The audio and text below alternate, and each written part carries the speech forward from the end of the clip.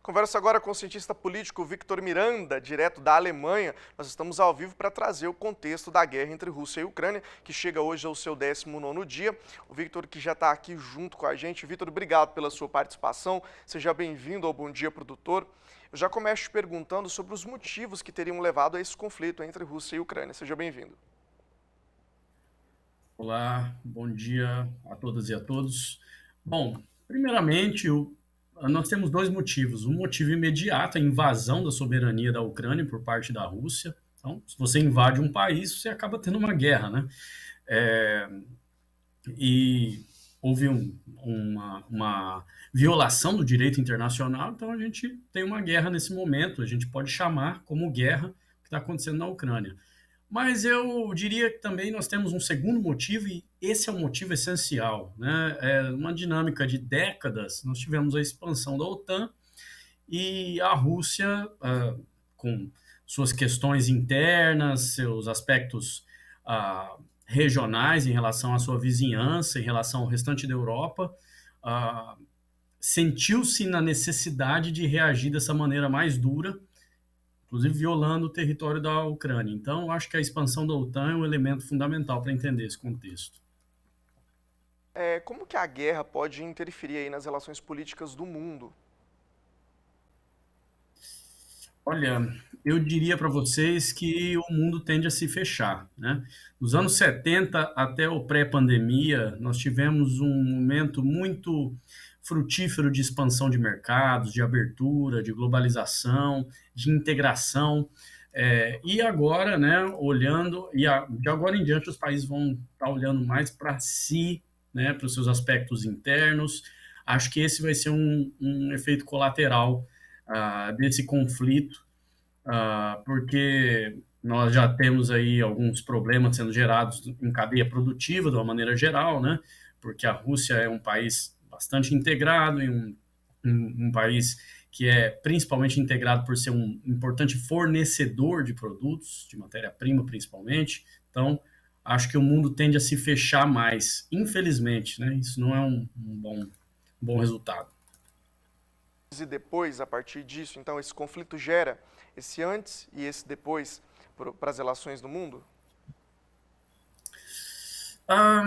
Acho que o conflito gera, mas o conflito é consequência dessa última década, uma década que foi pouco a pouco construindo esse ambiente mais, digamos assim, tenso nas relações internacionais. Um ambiente de instabilidade em democracias ao redor do mundo e um ambiente de instabilidade em relação a opiniões públicas tomando outra maneira de se informar, né, através principalmente de redes sociais, as mídias sociais. Então, eu acho que assim a gente tem esse conflito como uma espécie de consequência de uma reação de uma grande potência militar e principalmente nuclear em relação a essa maneira como a gente tem essa interação entre governos e sociedade no mundo de hoje, principalmente desenvolvida por conta da tecnologia na última década. Pegando um gancho dentro disso, como que essas novas tecnologias vão ser necessárias para a atividade produtiva de agora em diante? Olha, esse é um ponto bastante importante. Acho que a gente precisa, fundamentalmente, entender que o mundo é definido por tecnologia, de que a inteligência artificial está aí, né? De uma maneira, inclusive, acessível para se promover desenvolvimento, inteligência artificial, por exemplo. A gente tem o 5G chegando ao Brasil e se espalhando pelo mundo, perspectivas do 6G já adiante, né? Então, o mundo cada vez mais envolto por sensores. Então, certamente, esse é um elemento fundamental. E especificamente em relação aos efeitos colaterais dessa guerra, né, a gente pode considerar o gargalo de insumos. Devido ao fato de, se a gente for pensar, 30% do trigo no mundo é produzido na Ucrânia e na Rússia. 42% do potássio no mundo, que é um insumo fundamental para a produção agrícola, por exemplo, considerando o Brasil sendo a grande potência agrícola mundial, né, a dependência em relação a esse potássio é enorme. 42% desse potássio vem da Rússia ou de Belarus, né?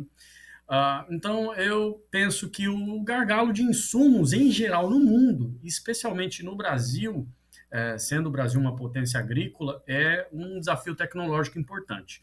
E como resolver isso? Né? Produzindo mais com menos ou substituindo os insumos. Né? Então, utilizando-se menos insumos, ou seja, desenvolvendo mais tecnologia sintética para conseguir desenvolver esses insumos, com base em tudo que a gente tem já de arcabouço, né, de inteligência artificial, desenvolvimento de tecnologia que foi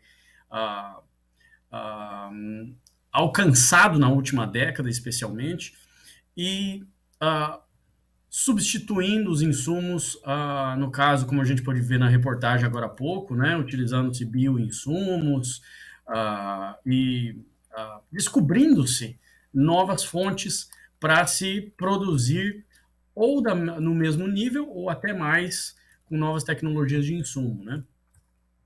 Eu te pergunto o seguinte, Victor, como que se darão essas políticas públicas dos diferentes países após essa provável ruptura com o formato das cadeias produtivas que a gente conhece hoje? O que deve acontecer a partir de agora?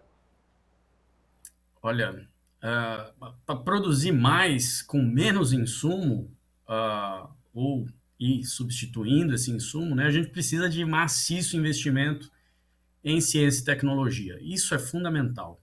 Aqui na Alemanha, por exemplo, né, a ciência e tecnologia recebeu, em termos de pesquisa e desenvolvimento, um crescimento de cerca de 4% ao ano nas últimas décadas. E a perspectiva é que para a próxima década esse aumento vai ser de 20% ao ano de investimento em ciência e tecnologia. No Brasil, infelizmente, nós atingimos no último ano o pior nível de investimento em ciência e tecnologia nos últimos 12 anos.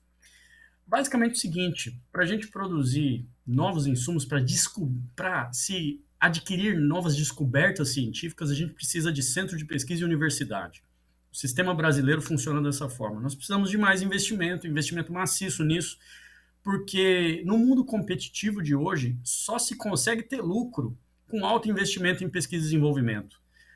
Isso é fundamental para se ter indústrias eficientes, incluindo desde a agroindústria e passando-se por uma indústria mais autônoma de insumos, se a gente considerar isso como sendo um projeto para o Brasil para os próximos anos. A gente precisa de investimento maciço de ciência e tecnologia, tal como isso tem ocorrido aqui na Alemanha.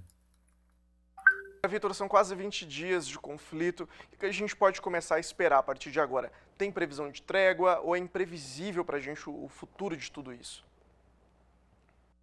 Olha, eu diria, mesmo com os melhores correspondentes trabalhando, eu tento acompanhar aqui o que há de mais íntimo das relações políticas na Rússia e na Ucrânia, né? Eu tenho colegas ucranianos aqui trabalhando, inclusive. Eu diria que é imprevisível. A gente tem alguns elementos fundamentais que precisam ser considerados, na minha opinião, para se pensar o que vai acontecer de agora em diante.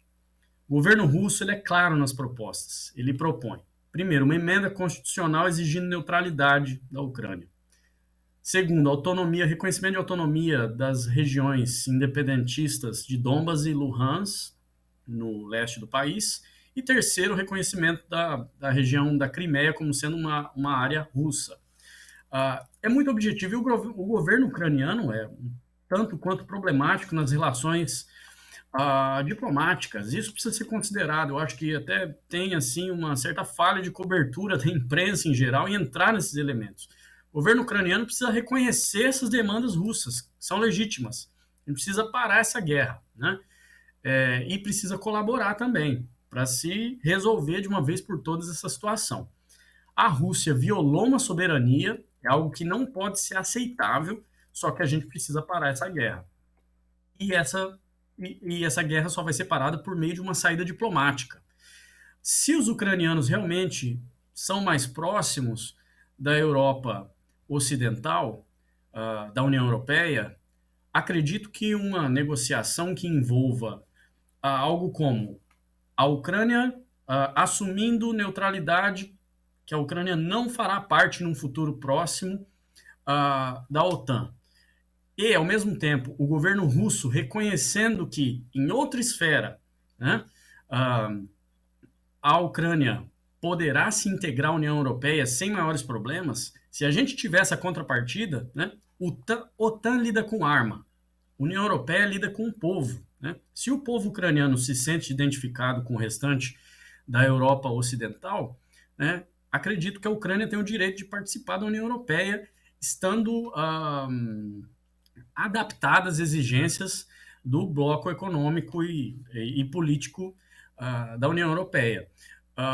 Ao mesmo tempo em que abrir mão de participar da OTAN, que é uma aliança estritamente militar, seria algo interessante para se finalmente definir a paz naquela região. A gente até tem um caso como esse, né? A Finlândia é assim. A Finlândia é parte da União Europeia, então enquanto o povo, os finlandeses se sentem parte da Europa Ocidental, e a Finlândia é declarada neutra constitucionalmente. Então, acho que esse é um bom caminho para a Ucrânia, para todas as partes. Acredito que isso solucionaria o problema. Para vocês terem uma ideia, aqui na cidade, eu vivo na maior região metropolitana da Alemanha.